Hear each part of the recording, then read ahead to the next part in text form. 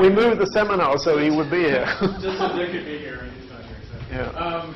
So I don't know much about. I mean, I can't do a very good introduction, but I believe you were a student with Steve Hawking at Cambridge, and now professor at. I'm a student with Dick Bond at Caltech. Oh, really? Yeah. Oh, Together at at the same time. Yeah. Okay. Okay. Thanks, Mike. Okay. Well, I'm gonna talk about primordial black holes. And this is a subject which I've been obsessed with, really, ever since I did my PhD. And I'm going to talk about how primordial black holes are almost unique probe of the early universe, high-energy astrophysics, and what I call the dark side. They're a probe of the early universe. I'm going to focus on, I'm going to give a general overview and then focus on some specific topics which I've been working on recently. In particular, they're a probe of inflation and non-Gaussianity. In terms of high-energy physics, the crucial point about black holes is that they explode if they're small enough. And when they explode, you're getting information about high-energy physics, which you wouldn't ever get in any other way if they were actually real. And when I say they probe the dark side, what I mean is that they could be relevant to the problem of dark matter, the problem of dark energy, and what I call dark dimensions, in other words, extra dimensions. Now, so I'm not sure how many of you know about primordial black holes, so let me just give some general introduction. As you know, to form a black hole, you've got to get inside the Short-Charge radius, and that means there is a characteristic density associated with the black hole. Is this a pointer pen or just a... Yes. So I know that a black hole of mass m has some characteristic density. And in the present epoch, of course, we know we form black holes, stellar black holes of about 10 solar masses, and then we've got supermassive black holes of up to, say, 100 million, in fact, between 1 million and 1 billion solar masses in galactic nuclei. But of course, if you want to form a small black hole, then of course you can see you're going to have a very high density. And the point is that the black holes that have that high density can only form in the early universe, and they're called primordial black holes. And in fact, if you take the cosmological density in the Friedmann model at a time t, you know exactly what the temperature is, and by simply comparing that cosmological density with the density of a black hole of mass m, you can immediately see that a black hole, in order to have the right density, must have something like the horizon mass. So that the mass of the horizon is something like c cubed t over g, and roughly speaking, that's what the black hole mass must be. And so if you form a black hole at the Planck time, it's got the Planck mass. If you form a black hole at, say, the quark-hadron phase transition, it's about a solar mass. And there's a critical, interesting mass of 10 to the 15 grams, which you'll see about in a moment, which forms at 10 to the minus 23 seconds. So the point about primordial black holes is that they span a huge mass range. And that's what makes them so interesting. What do you call it, a maximum of 1? Sorry? Why is a maximum of 1? Well, it's actually, that's an interesting question, because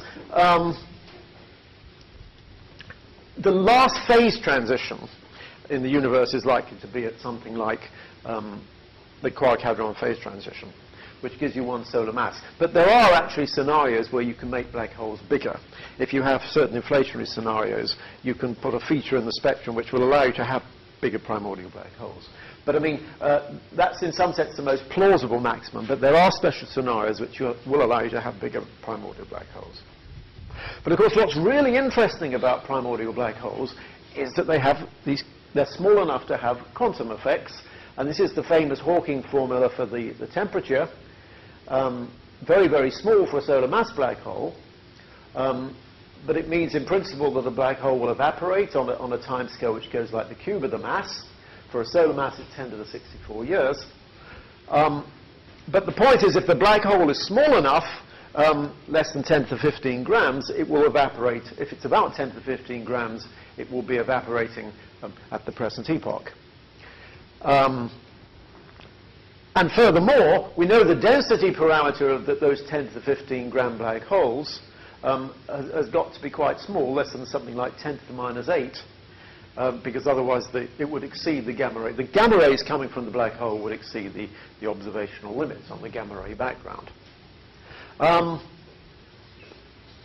Now, of course, we don't actually know that primordial black holes exist. But the point is, that was such a crucially important discovery, and as Mike said, in fact, it was when I was working with Stephen that this result came out. And what's so really important about it is that black hole radiance unifies thermodynamics, quantum mechanics, and relativity. And it was only because Stephen Hawking realized that the black holes might have formed in the early universe that he began to think about their quantum effects. And so in some sense, even if primordial black holes never formed, they've still been really crucial because they've led to this really important physical insight.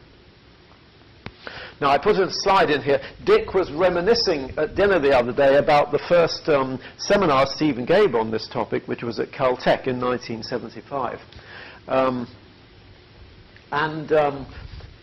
Feynman was in the audience, and this is going to sound rather egocentric, but I have to show a picture of myself here. And the reason for this is Feynman was listening to Stephen's talk, and he used to like to draw people. I used to sit at the front helping Stephen show his pictures. And Feynman drew my picture during the seminar, and I discovered this later through someone who was there, and I rang up his secretary, and he'd thrown the envelope away, but she managed to retrieve the envelope, and so I've now kept it, and it's one of my prized possessions. Now, Stephen was very annoyed about this because it implied that Feynman wasn't thinking entirely about the seminar, but the point is, I have changed, of course, in the intervening 30 years, but the equations haven't. So, anyway, I started off by telling you that in principle primordial black holes can form in the Big Bang, but I mean that was only a necessary, not a sufficient condition. So how do primordial black holes form in practice? Well, the most natural way is to say there is some inhomogeneity in the early universe. You have fluctuations, and then over dense regions, of course, stop expanding, and under certain circumstances they'll collapse the black holes. And of course the most natural source of those inhomogeneities is inflation. Other things, you can have, for example, a phase in the history of the universe where the pressure goes down. This would, for example, happen at the quark-hadron phase transition. If the pressure goes down, it's easier for primordial black holes to form. So if you've got fluctuations, you could expect, in some sense, a spike in the mass function there. You can have a phase transition where you form bubbles, and the bubbles can collide and form black holes. Each of these topics has got a long history, but I'm just giving you the basic ideas. If you form cosmic strings, the cosmic strings can intersect and self-intersect and form loops, and then the loops, under certain circumstances, can collapse the black holes. More recently, in M theory, string necklaces can collapse the primordial black holes, and I mention that because my current PhD student, Matt Lake, is working on that topic.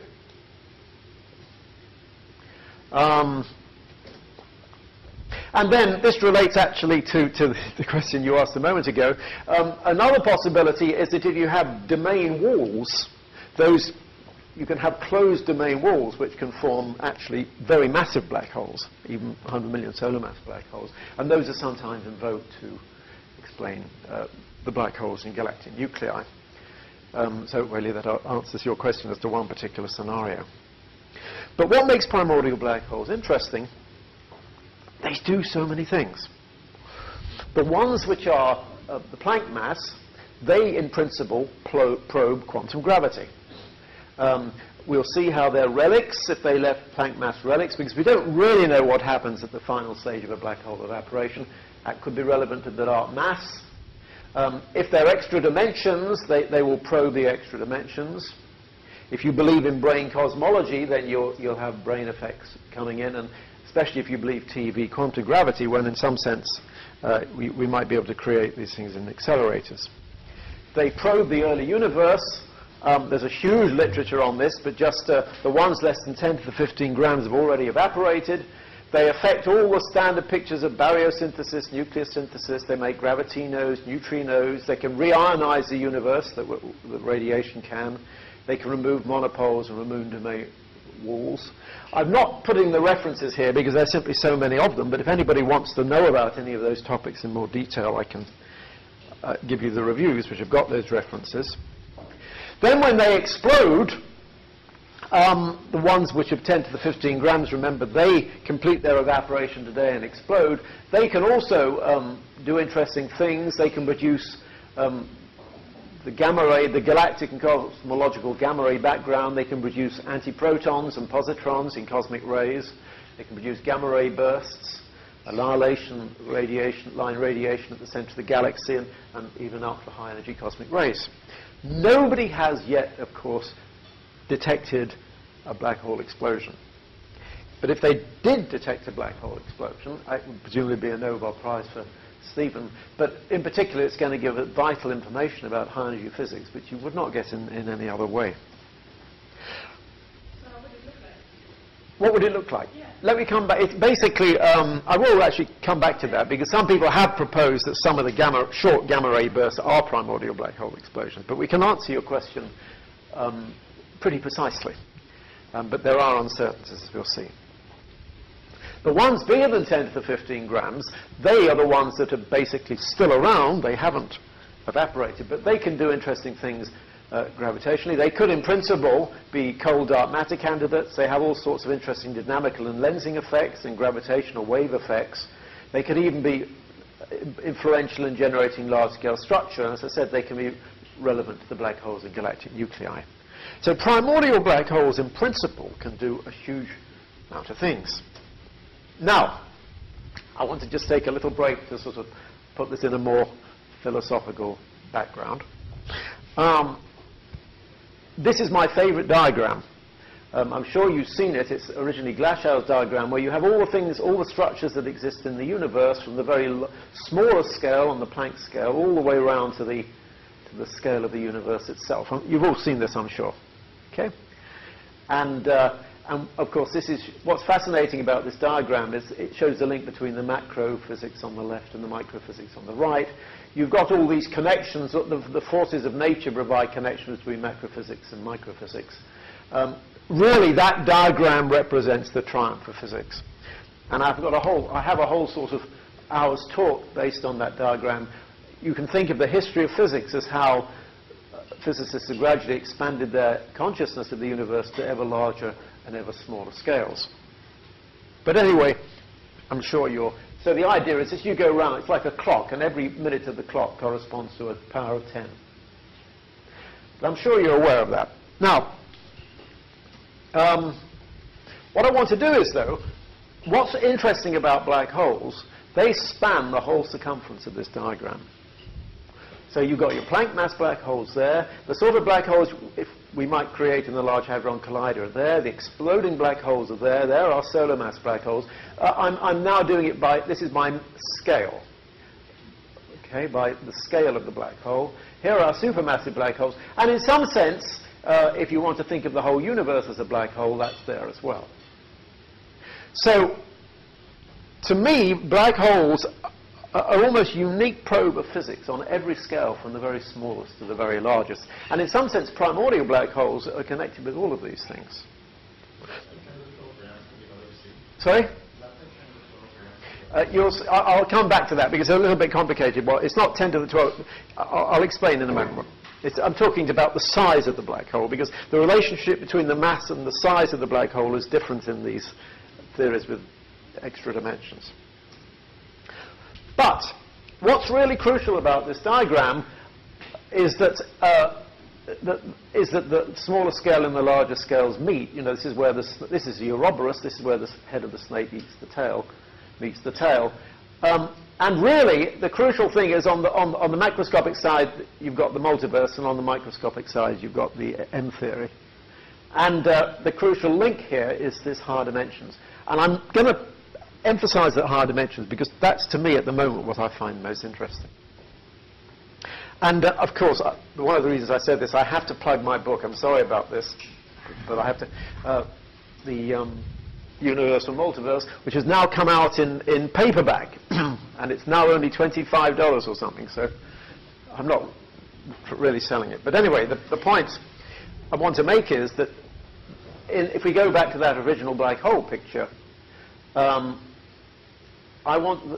crucial thing is you've got this higher dimensional connection at the top, and that's going to be both crucial at the small scale when we're talking about possibly making black holes and accelerators, and even on the larger scale when we're talking about the birth of the universe. But I've just injected that because I probably won't have time to get onto that in detail. Now let me go back to primordial black holes. Now, I've told you in principle that primordial black holes can form. These low-mass black holes can form in the early universe. There's a very important point, though, and that is that the fraction of the universe which goes into primordial black holes must be tiny. If I take the ratio of the black hole density, for example, to the cosmic background radiation density, today, let's say the density of the black hole, the density parameter is omega PBH. The point is that ratio may be large today, but as you go back in time, it goes down as the scale factor of the universe. Because the black hole density goes like 1 over r cubed, it's matter, but the radiation density goes like 1 over r to the 4th. And so at very early times, that has to be a very small fraction. And if I ask, what is the fraction of the universe which can go into primordial black holes at their formation epoch, then you find that it has to be very, very small indeed. At 1 second, it can only be 1 in a million. And in other words, and if you take black holes at 10 to the 15 grams, which are the ones exploding today, it can only be 1 in 10 to the 18. So only a tiny fraction of the universe can ever go into primordial black holes. And in fact, we have very strong constraints on what that fraction is from all sorts of things. To do with the fact they mustn't overuse the background radiation, they mustn't mess up nuclear synthesis, they mustn't have more than the critical density today. And this is a diagram which I'm going to come back to and at some point. This is, beta, remember, is the fraction of the universe which goes into primordial black holes of a given mass at the time they form. And anything in the shaded region is excluded. Now, there's a long history of diagrams like this. The first one was by Novikov. This is actually taken by the paper I did with Gilbert and Jim Lidsey. And more recently, there's been another version by Joseph et al. But the point is, these are excluded because they were by the gamma-ray background. This would mess up nuclear synthesis. You'd produce too much radiation. The Planck mass relics, if you think you terminate evaporation with Planck mass relics, would exclude that region. And this is just saying they mustn't have more than the critical density.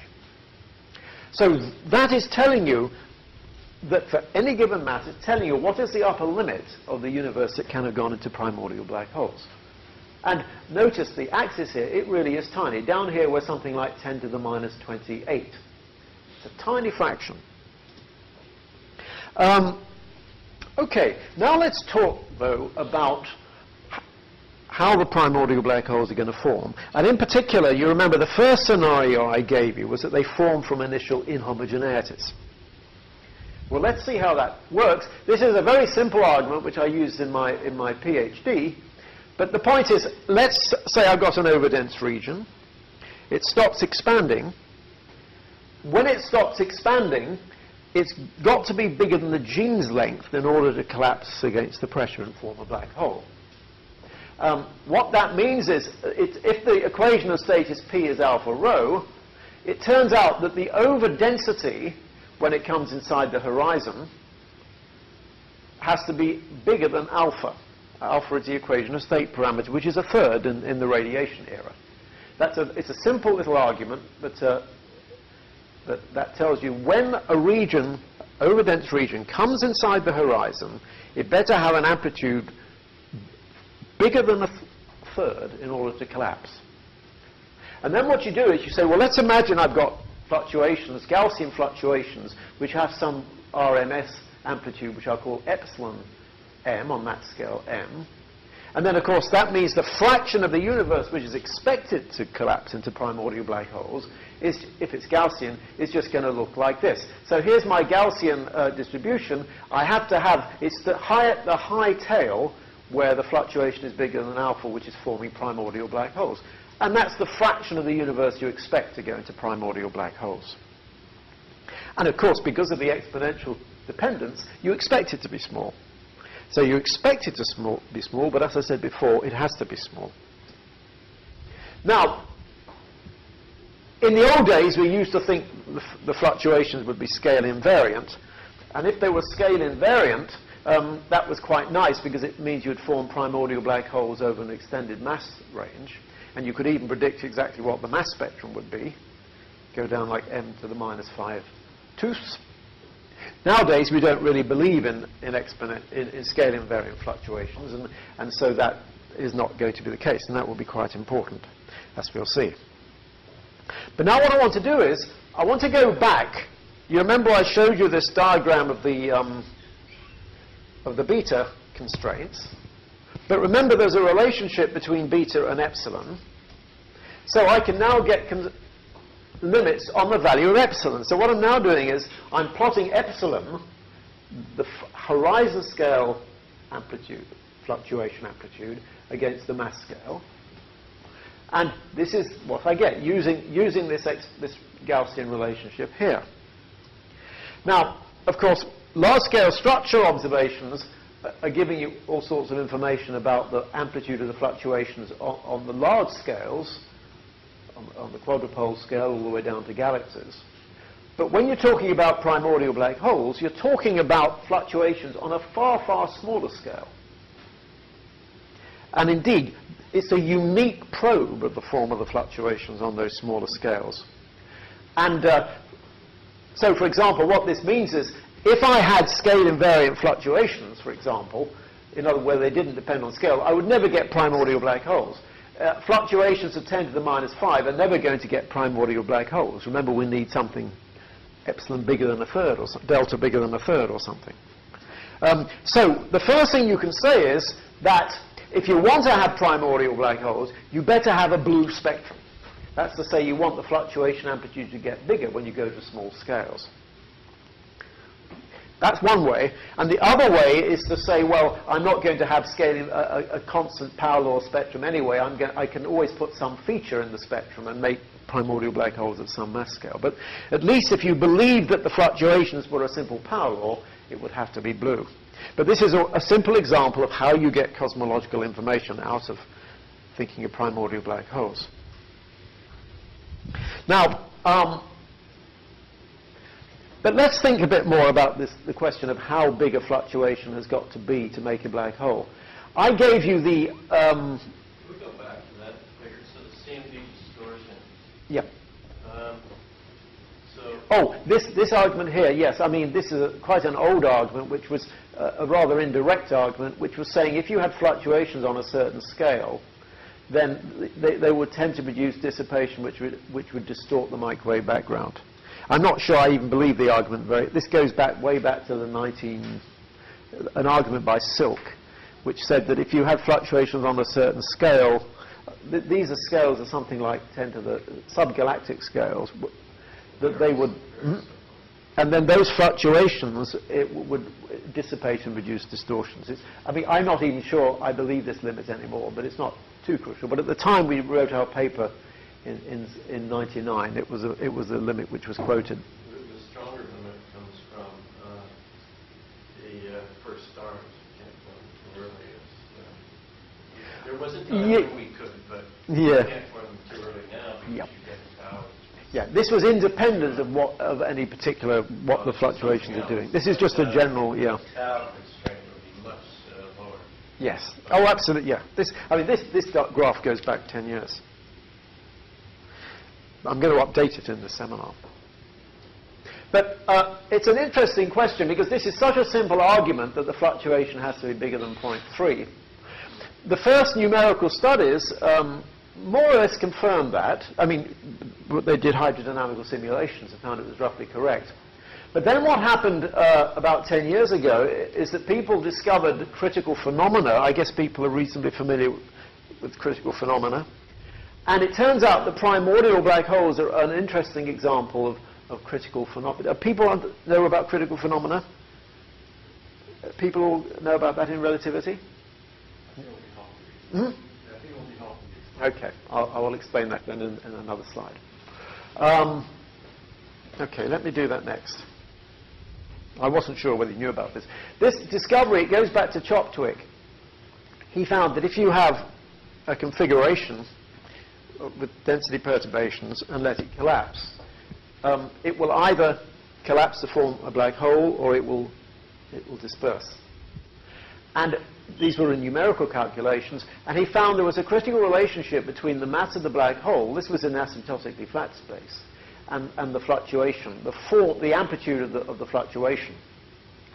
And there is a critical solution because you have to have a mass bigger than, the delta has to be bigger than a critical value in order to get a black hole. But once you have that, then there is a famous scaling relationship between the mass of the black hole and how much delta deviates from that critical value.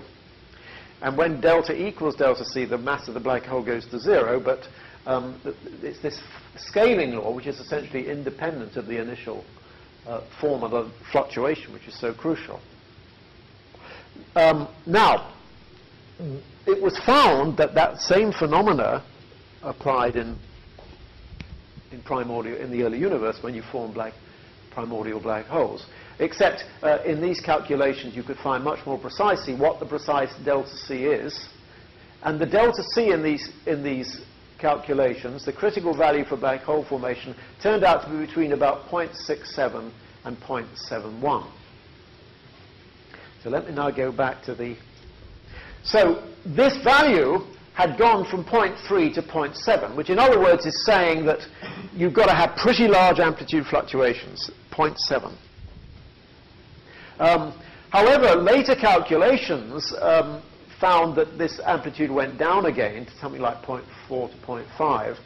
And then even more later calculations, which allowed for more sophisticated descriptions of fluctuation beyond the horizon, and a sort of peak analysis of the way you have perturbations and other perturbations, has shown that this limit has gone down to 0.3 again.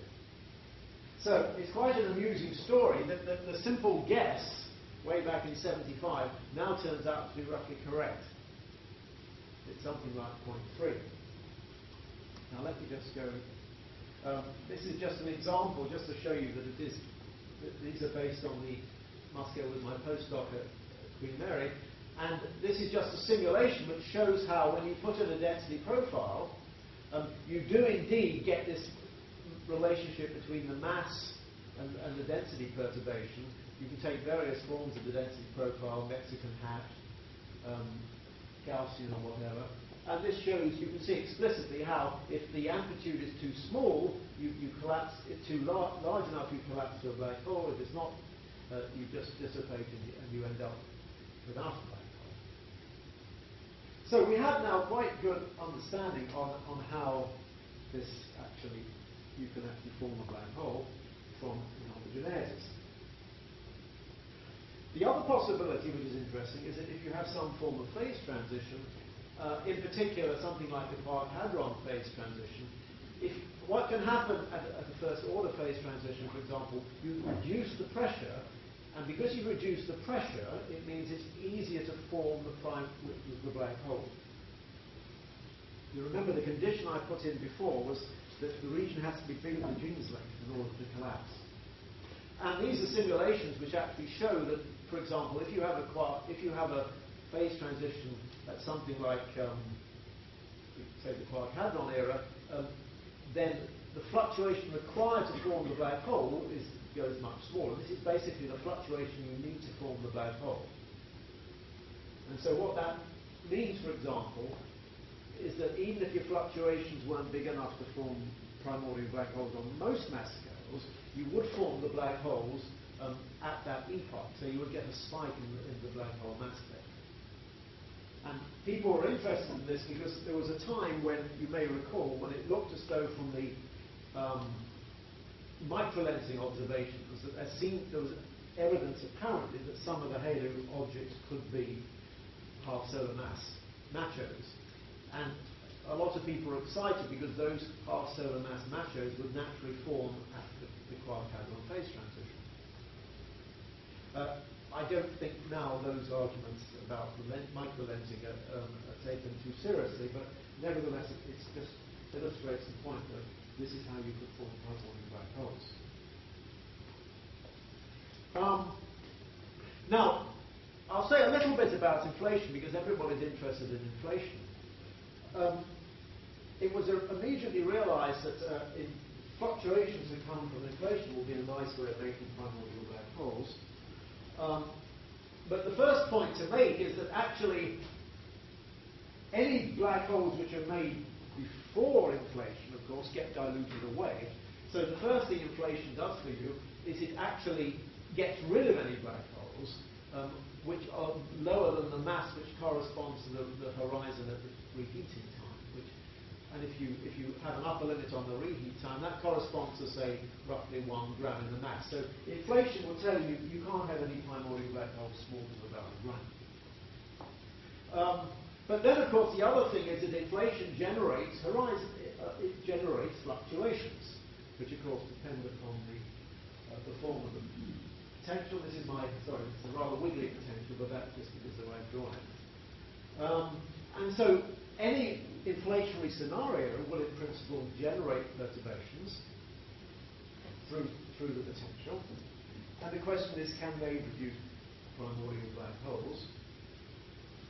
Well, the first thing to note, of course, is that in the simple slow roll approximations, you do get nearly scale invariant fluctuations, but the index depends, of course, on the slow roll parameters, and it's very close to 1. But the crucial thing is, well, the first thing you notice is that you cannot get primordial black holes if the n was exactly equal to 1. So the only way you can get primordial black holes, as I showed you before, is if n is actually bigger than 1. Now, n is bigger than 1 in some scenarios, and in those scenarios you can get primordial black holes. But of course, in most scenarios, actually you tend to get a red spectrum, and then the fluctuations are smaller on small scale, so you don't get primordial black holes. And one of the first things we did again a long time ago was to show how you can get constraints on the value of n in terms of the reheat time.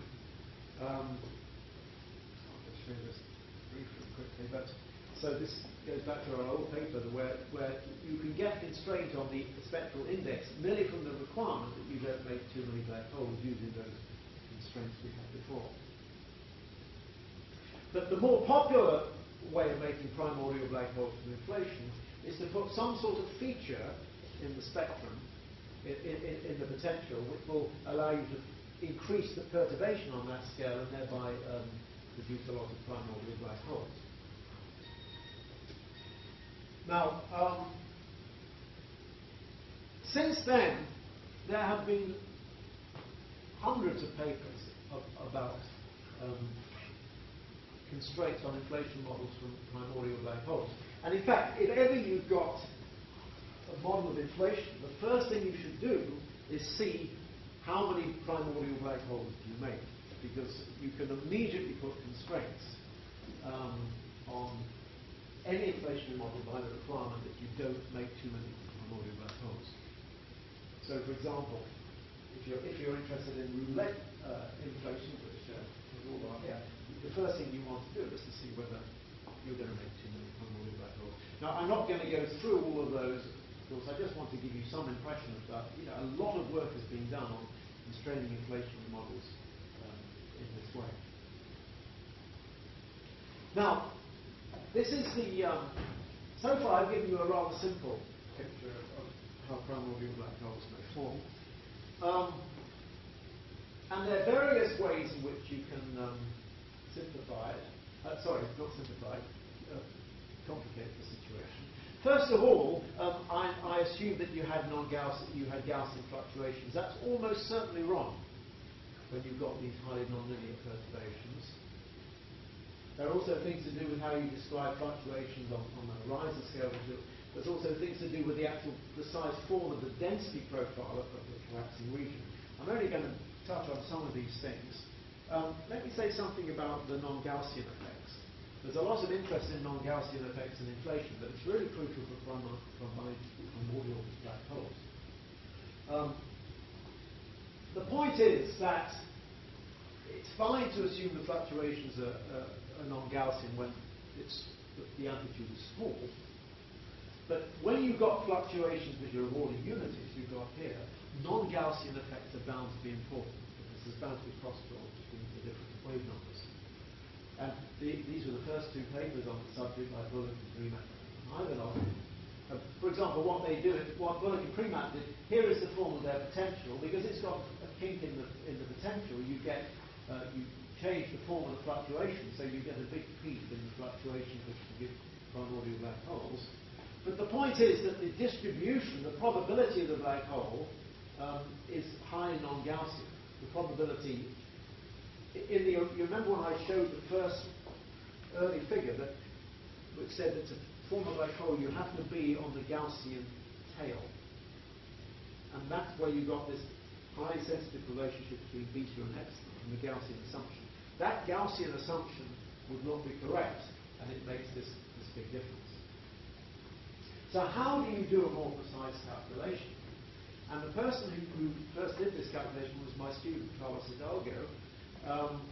And essentially, you have to modify this. This is P. The probability you'll get a black hole if you have a fluctuation, horizon fluctuation of amplitude delta. Instead of being Gaussian, it has this new form here.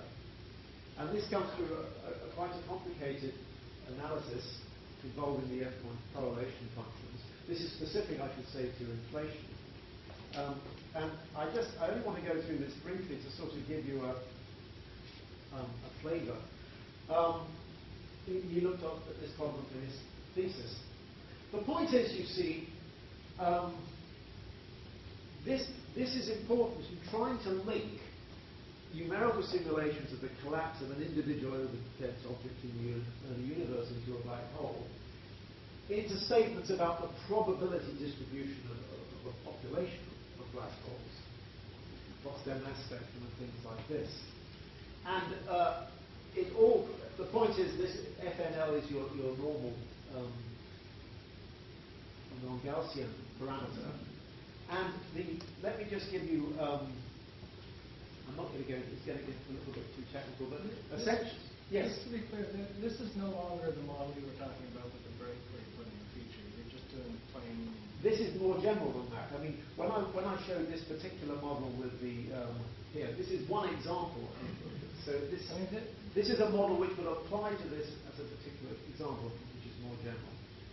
It applies to this one is going to give a bispectrum that peaks on some characteristic scale associated with the molecules leaving the horizon when you hit the thing, right? Whereas the other non-Gaussianity that you showed is overall scale. Your feature, you're still always going to have a feature which is going to make a primordial black hole. The question is, what is the probability of forming the black hole? How many black holes are you going to form as a function of mass? No, his point is that this one's going to make a characteristic. If you look at the R spectrum, like you're doing on the next page, then this will actually have some kind of feature associated with the sudden change of the acceleration that occurs down at the bottom. Yeah. Whereas the next thing you're showing with the FNL is actually itself a fairly specific form, but it has no special case-based feature. It can't be that second form of FNL is derived from that model. Well, I'm going to give you, let me just give you... No, I mean, there can be an FNL. It's a reasonable I'm going to do it do. for this model. I'm going to actually do it for that model specifically. Maybe I will have answered the question. So, but this is the crucial formula which comes out of this analysis, which is basically giving you the distribution. Now, then we apply this to these particular models. So here, for example, because one of the problems with this was two different papers have been written, and they came to the opposite conclusions. Okay? They said you were less likely to get black holes. You said you were more likely. Now, what you can do is, these are the formula potentials. The crucial difference is that Bullock and Premack were producing a blue spectrum with n bigger than 1, and Ivanov was producing a red spectrum with n less than 1. And then you apply this formalism, so it does apply to those models, and you calculate what is the non-Gaussian probability, and it goes in different directions. So in the Ivanov case, the probability is going up, in the Premack case, it's going down. And the way in which it does that all depends on the this is the spectral index and this is the FML. So it does apply to those particular models, but it applies more generally. If you want to ask, how does it affect your beta? See, the Malthus-Seaman result is derived for slow roll everywhere during inflation, but that potential with the break-in and for slow roll parameters are becoming less. So you're saying, is it valid in the regime where it's... The Malthus-Seaman calculation is not valid for a potential with a sharp feature. Yes. In fact, when I think about it, I have a feeling that was one of the things Carlos was worried about, because that is true, that that assumption doesn't work precisely. So the question was whether I'm not quite sure. It's a good point. I'm not quite certain that was one of the technical issues he was worried about. I remember now. But the point is that in any case, if you take your constraints on beta m and then relate them and see how they change, they're not actually changed very much, but it's important in principle that the idea was that if you ever did have primordial black holes, you would have a probe of what the non-Gaussianity was. Ask a joke. Yes. So when you have the Gaussian distribution, these PDH have to occur at the tail, right? So what is it? You're using the tail. Yes. In my original calculation. And in here, I missed the point. In here, you still need to use the tail. You're still using the tail, but the question is the tail in the original That's how flat it is, right? In the original picture, you've just got the Gaussian, and so your relationship between beta and epsilon represents that little area. The point is that in real inflation with nonlinear perturbation, this is going to get distorted in some way. I don't know how it's going to get distorted. I mean, it might push it towards the larger fraction or a smaller fraction. And the question is, how do you calculate how the beta epsilon relationship changes? But it means the critical density changes, right? If you have a different distribution, the critical density changes, right? Well, it's not so much that there's a critical delta C. The delta C is something we've already got from simulation. It's the same critical density. It's the delta C, critical overdensity. But the question is, what is the distribution of the perturbations about delta C? Yeah. Anyway, so that's and I wanted to highlight that because I think it's interesting. The other thing that he was involved in was putting in specific density profiles, because obviously the initial analytic calculation just assumes you use what over-dense region, but they've done much more precise calculations now in which you put in a density profile. Let me go. I'm not going to miss that out. I'm not getting on to some other things now. Now, okay, so that's the first part. You remember that I was going to talk about primordial black holes as a probe of the early universe. Now I want to go on to them as a probe of the high energy physics.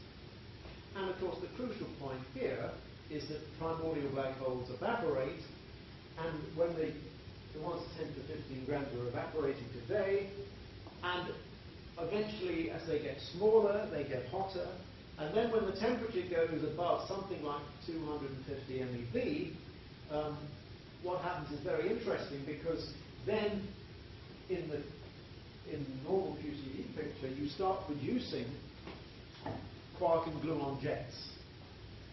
And this was my student Jane McGibbon in 1990, realized that, so you don't just emit protons and neutrons as thermal particles. What actually happens when a black hole gets to this temperature is it starts spitting out high energy quark and gluon jets. And then those jets fragment into hadrons. And those hadrons may themselves then eventually decay. So it's a very interesting process, but it's one which is fairly well understood. But it makes a big difference to the actual picture of Hawking emission, because instead of just having most of your energy coming out at the thermal, the black hole, black body temperature predicted by Hawking, what is actually happening is that most of the radiation, you're getting these jets, which gives the sort of jet decay products, and most of the energy is coming out at most of the particles are coming down at a much lower energy. In fact, a lot of it is coming from hard decay. So, for example, this is a spectrum of a black hole at 1 GeV. And that was a really important development because this is not what you would have predicted by the simple Hawking picture. Because then people said, well, what sort of gamma ray background and what sort of cosmic rays are going to be produced by these things? You can integrate over time, for example, and ask what is the time-integrated spectrum of radiation or anything from the primordial black hole. The crucial thing is you've got this e to the -1 tail here. So these are the explosions, but this is the tail which comes from this jet effect. And so then you try, and one of the questions people wanted to ask, well, for example, can I produce the antiprotons from the cosmic rays? If you look at the cosmic rays, we're only interested in the antiprotons. The antiprotons are something like 10 to the -4 of the protons, in the range between 0.1 to 10 GeV. So, of course, you're not going to make the protons, but the idea is, can you explain some of the antiprotons in cosmic rays? Now, the conventional view is that the antiprotons are a secondary particle produced by the interaction of primary cosmic rays in stellar matter, but nevertheless, there was something to explain here. People weren't quite sure where the antiprotons came from, and one of the interesting questions is, could they have come from evaporating black holes? And that's still something which people are interested in. And in principle, it could. In principle, if you wanted some of the gamma ray background to come from these evaporating black holes, they could also be producing the antiprotons. That was one of the things that was interesting. Of course, there are other possible explanations as well. Do they produce antihelium? Sorry? Do they produce antihelium? Well, actually, you can produce deuterium, you can produce alpha particles, I mean, as well. In principle, anything can come out of these things. But I mean, at a testable rate, because it would be more of a unique signature if that were to happen. well, actually, what we're going to see is that what's rather more interesting is what they do to the helium which is already there. In the cosmological context, they're going to mess up with these helium, but in principle, they could produce alphas. But then one of the interesting questions is, well, what about black hole explosions? If these primordial black holes are there, can we see them explode? And no one has, this comes back to Hilke's question, but no one has really seen a black hole explosion unambiguously, but we do have strong upper limits. We've had strong upper limits for a long time. But it all depends crucially on what your model of the final black hole explosive phase is. The energy in the final stage is negligible, right? I mean, why does it matter what the final stage is? Well, it depends what you mean by negligible. I mean, these things are close. I mean, even though what's happening is you're in, say, 10 to the 10th gram, so it's going into pure energy. So the amount of energy is relatively small, but these seem to be very close. You know, these things, it might only be a parsec away. So the amount of, although the total amount of energy is relatively small compared to an astrophysical source, it can be very close. Well, but this is integrating total energy emitted over the evaporation lifetime of a black hole, integrating from 0 to 100 MeVs, or even, let's say, when it gets gamma rays from 1 MeV to 100 MeVs, is 100 times more energy from 100 MeVs to infinity. Right? So 99% comes out in the regime where you understand the radiation perfectly and where it's just gamma rays. Yeah, that's true. I mean, most of these things are sizzling away. Most of the mass is going into the gamma ray background. But nevertheless, the 1% which is going to come out in this explosive phase can still be detected. And that is what you see as a high energy, as a gamma ray burst, for example. Or as people look for high energy cosmic rays, which may have come from these things at the TeV scale. So you're still getting information, even though it's a relatively small fraction of the total energy. But let's see then, the sort of limits, it depends on your model, but you know, you've got limits here of order a few cubic parsec per year, but let's see what you actually need. For example, Wright wanted to explain the galactic halo there is a galactic halo, gamma ray halo, and he wanted to explain that with primordial black holes. In that case, the explosion rate has to be 0.3 per cubic parsec per year, just to give you some idea, to answer your question really of how close these things are.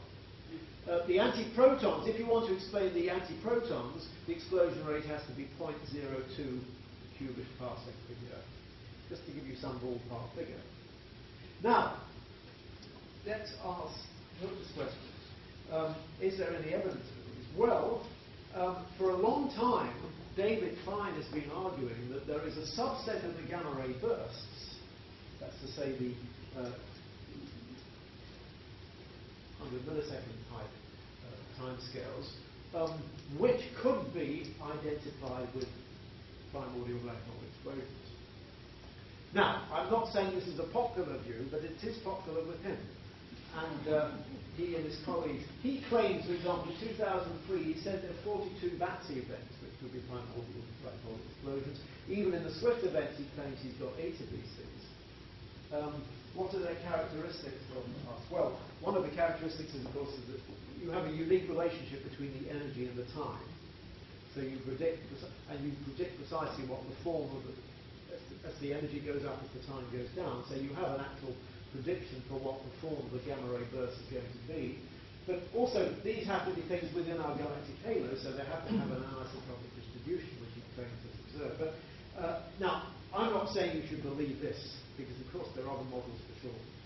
There are gamma ray bursts. But the point is, it's worth doing, because if we ever discover one of these things, it's going to be so exciting. But how would we be able to be sure it's one of those? Well, you would have to be able, well, first of all, you have to be sure it's a galactic source from the anisotropic fluid. Then you've got to see, I mean, part of the problem is that there is a big argument about what these things will look like anyway, which I'm just coming on to. Because in the most standard picture, you don't get a burst like this. Let me be more precise. One of the crucial, very controversial issues was, what do these explosions look like?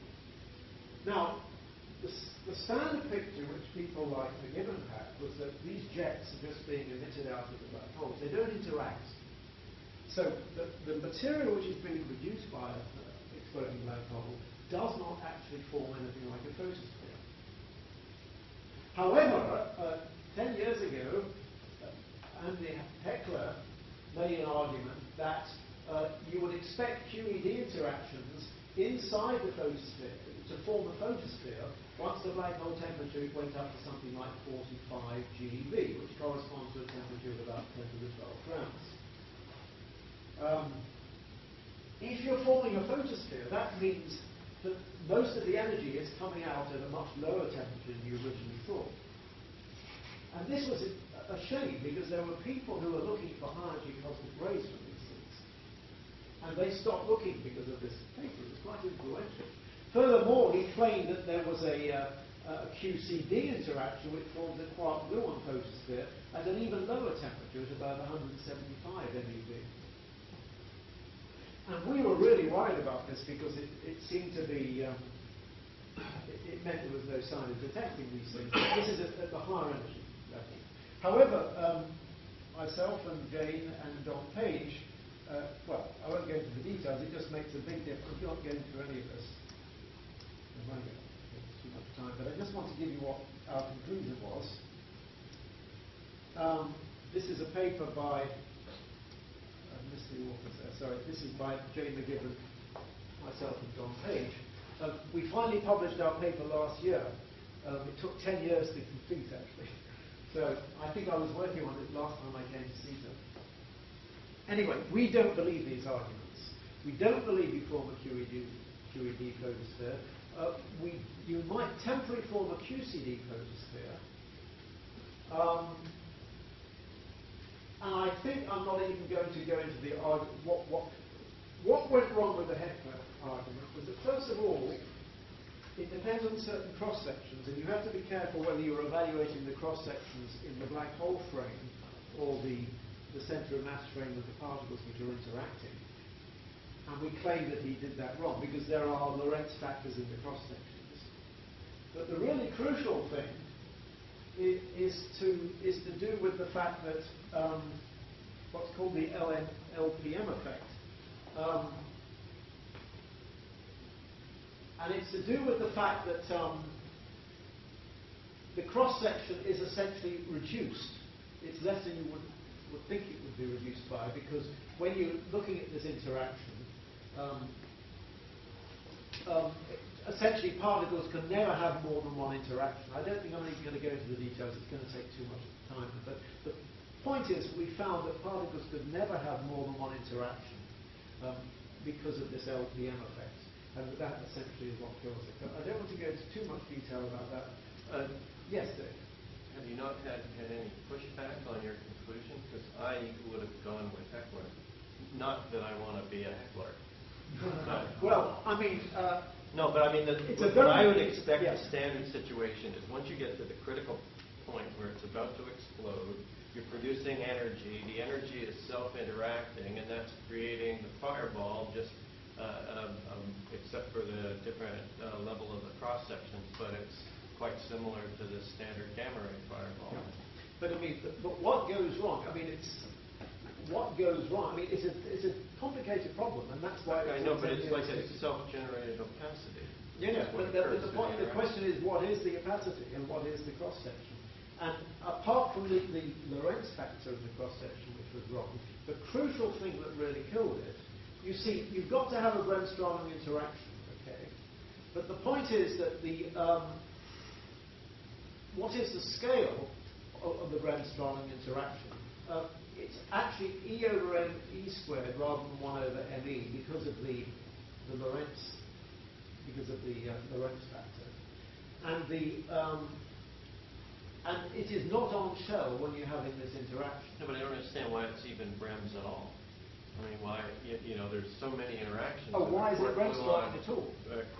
Quark-gluon plasma as it's going through into its hadronic phase. That's a tremendous number. No, let's go back to the QED one, because in the QED case, where you've only got, the QCD is of course more complicated, but in the QED case, the dominant interaction is this Bremsstrahlung. I mean, there are other interactions as well, but the dominant one is the Bremsstrahlung interaction. But that's supposed to be at 45 J.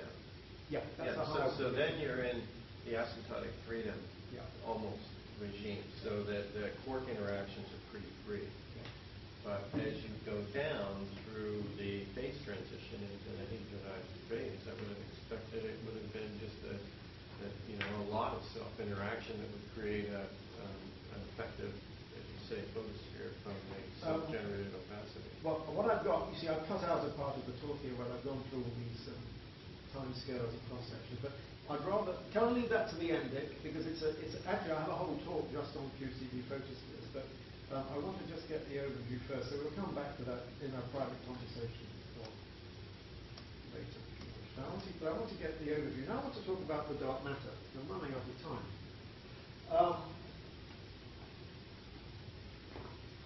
The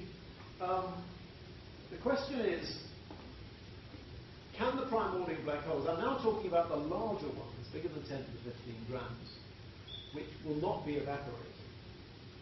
And one of the interesting questions is, can these in principle have enough density to make the dark matter?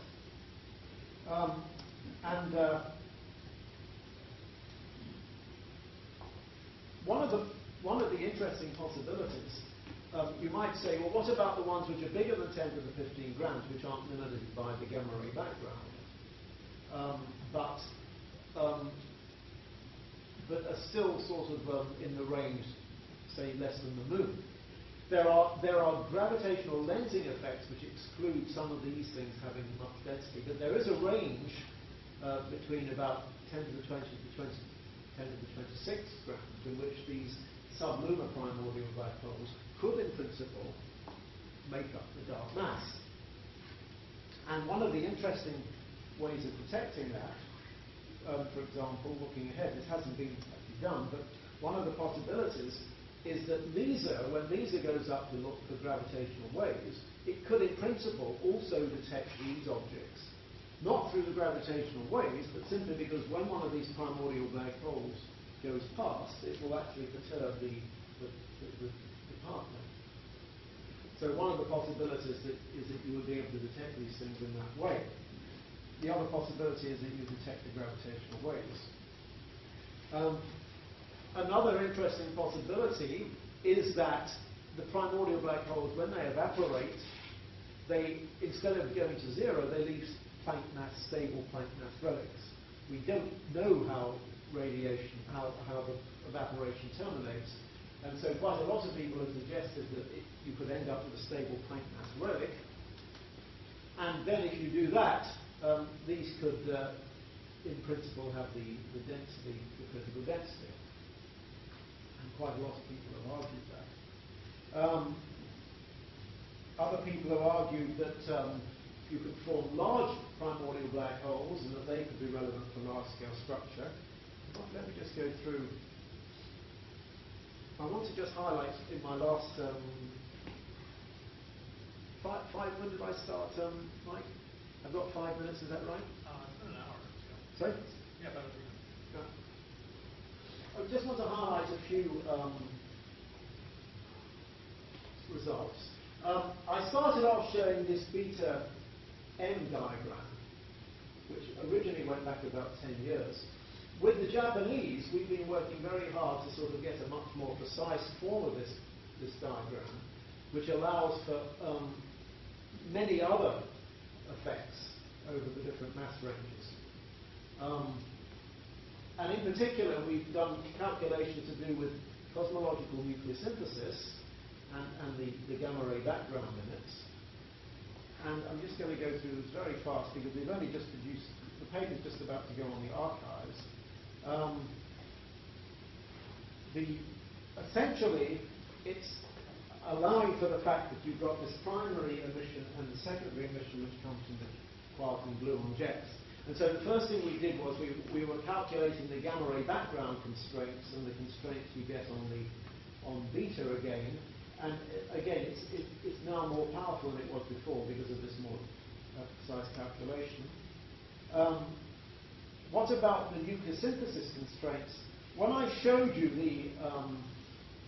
my first beta M diagram, quite a big part of that was connected with the fact that the products from primordial black hole evaporation will mess up your standard Big Bang nucleosynthesis picture. And so these are the old arguments to do with ejection of neutrinos and photons and nucleons. But you have to redo those calculations, allowing for the fact that what's coming out of the primordial black hole are actually these high-energy hadrons and photons, which are themselves decay products of these quark and gluon jets. And essentially, you've got various mass regimes. The black holes, which are less than 10 to the 9th grams, they evaporate sufficiently early that you have no effect before 10 to the minus 2 seconds. The ones which are between 10 to the 9th and 10 to the 10th grams, they evaporate between 10 to the minus 2 and 100 seconds. And the mesons basically intraconvert the protons and neutrons, and you increase the helium. The ones between 10 to the 9th and 10 to the 12 grams, they produce hadrons which dissociate the helium to make deuterium and the other light elements. And then the ones between 10 to the 12 and 10 to the 13 grams, they are going to basically photodissociate the helium to make more of these light elements. And so what you do is, what we've done is we compare the observed abundances to get with the predictions to get constraints on beta. So this is the very precise limits we now have on the fraction of the universe going into the primordial black holes as a function of mass. And the original ones just were this part of the diagram, so it's been essentially extended all the way to 10 to the 13 grams. And then there are all sorts of other constraints to do with this is the diagram I started off showing you. So this is again beta against M. This is the nucleosynthesis constraint. This is the photon background, gamma ray background constraint. There are all sorts of other constraints which are shown in green. There's the galactic rays, the galactic gamma rays, extragalactic cosmic rays, the ones that are not in the galaxy but out in extragalactic space. CMB distortions, this is not the one we were talking about earlier, these are distortions induced by evaporations. Massive relics, if there are things like LSPs, they get predicted by supersymmetry, they will also be reduced by these evaporations. Reionization and 21 centimeter features and massive neutrinos. This is the neutrino prediction. You predict neutrinos, and this is your upper limit. So to me, this is a really rather nice diagram which summarizes all the constraints we have from evaporating black holes. And the paper's just about to come out. Now, there are also lots of constraints to do with non-evaporating black holes, to do with their lensing effects and the dynamical effects and the gravitational effects. I'm just going to flash forward to show you what those constraints are. So this is, the previous diagram was just from 10 to the 5 to 10 to the 17. This goes all the way from 1 gram to 10 to the 50 grams. So this is all the constraints. I mean, obviously there's too much to take in just a few minutes. But the point is that this is the constraint on beta over the entire mass range, almost from the smallest thing to the largest. So these are the ones we saw before, and these are all the dynamical and lensing effects. And this is an interesting effect to do with gravitational waves, which we're going to talk about in one of Chris's Friday sessions. But the point is, I'd like having everything in one diagram, and that's a sort of summary, which is obviously too much to take in just a few minutes. The point I'm making is that we have really remarkable, powerful constraints over a huge mass range associated with these things. Okay, now I've got to finish now. This was to do with one of the questions was accretion of quintessence. There have been claims that primordial black holes can accrete quintessence and grow into the supermassive black holes. The original argument came from Bean and McGuajo, which we looked into. We think this argument was rather simplistic and probably wrong, so I'm going through this quickly because I'm getting towards the end of the talk. We basically argue that these solutions, that there are no, myself and Harada and Maida, we looked into the question of whether this large growth rate could be correct. And originally we decided for a scalar field, or a scalar field with a potential like quintessence, you can't have a black hole which is growing as fast as they claim. But it turns out there are solutions in which, if you have an accelerating universe, in which you can actually have black holes which grow as fast as they say. So the question of whether a black hole can grow as fast as they claim is a very subtle one. At first we thought they couldn't, but we have now got these solutions where they can grow that fast. But what's interesting about them is that if the black holes are too big, they're not black holes, but they're actually wormholes. So that's turned out to be a very interesting question. What happens when a black hole is in a quintessence or dark energy background? And that's and then the only thing I didn't talk about. Sorry, I'm going on a little bit late. So the only thing I didn't talk about was black holes as a probe of higher dimensions. I wrote a Scientific American article with Steve Giddings about this, and it got a lot of obviously the idea that you could have many black holes being formed in accelerators is one which is very topical, because people were afraid that when they turned on the Large Hadron Collider, you might actually form these things, and then they might gobble up the planet. I think what I'm going to do, let me just go through this very, very quickly. It's too much. I'm going to finish. I'm not going to go through this, sorry.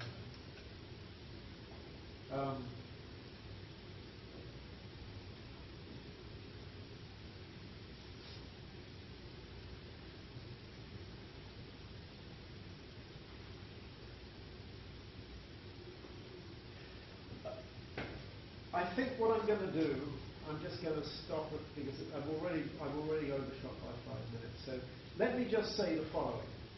In theories of,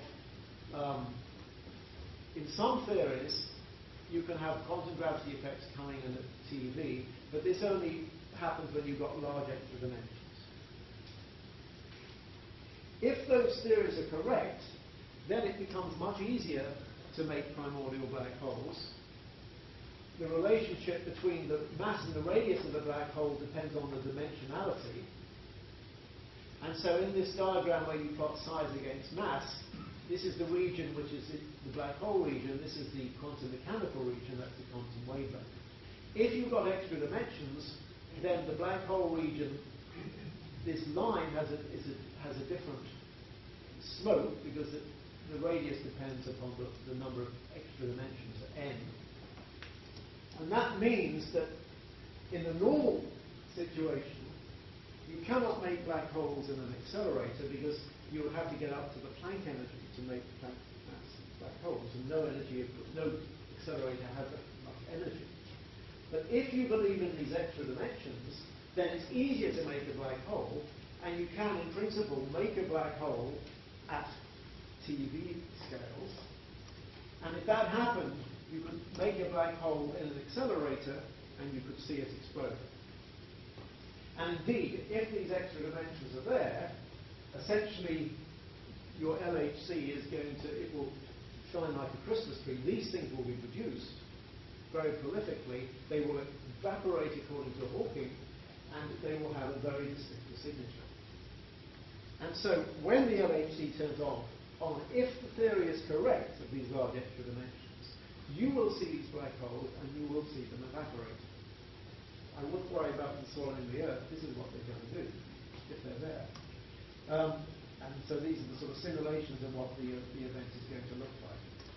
And indeed, in principle, if you could do that, if you did discover such a thing, you would be able to start probing you could change the energy of the LHC to probe these extra dimensions, because the idea is that you will be in these hard dimensions. You've got your brain, and you've got your next universe, and you can, in principle, be probing what this extra dimension is doing.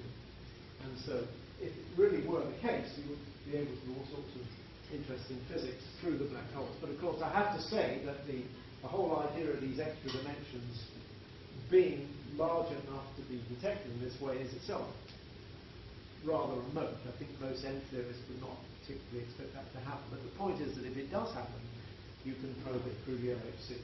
Okay, so sorry I've gone on a little bit too long, but the points I wanted to make, the primordial black holes are giving you a unique probe of the early universe, of high energy physics, and of these higher dimensions. Obviously the last topic I did rather rough, but thank you.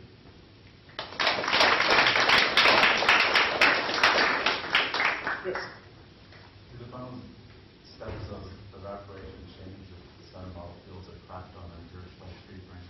So if the sun molecules are cracked on some free frame spectrum. Well, I mean the form of the stages of evaporation change qualitatively. Yes, I mean it makes a difference because the relationship between the temperature and indeed the spectrum of the particles that come out of these things depends. And people have looked at for example, what the cosmic rays would look like if you form the black. The point is, you're looking now at these things being formed in accelerators, but anything which is happening in the accelerator would also happen in the early universe. So the question is, what would the signature be in terms of the primordial black holes if these things were to explode? So the link between what happens in the accelerator and what happens in the early universe is essentially the same problem. And so the answer is there would be a signature, and some people have claimed that you can look for signatures of high dimensionality, for example, in the spectrum of the cosmic rays, or in the spectrum or in what's happening in the LHC, if you have those effects. So if you were to detect these black holes, you would be getting information about the nature of the extra dimension. I mean, the whole point is that you're in this diagram here. What you're essentially doing is, as you change the energy of the accelerator, you're following this boundary here, And these are the accelerator hole. This here is essentially where the black holes are being made in the LHC. This is the Planck scale black hole, which you can never reach. But in these theories, you're reaching them through the accelerator because you're going along this line here. Then as you change the energy of the accelerator, you're going out that curve there. And then in some sense you're probing however many extra dimensions there are. I've probably not answered your question very precisely, but it's I think we need to give us some cookies. Well, thank you very much.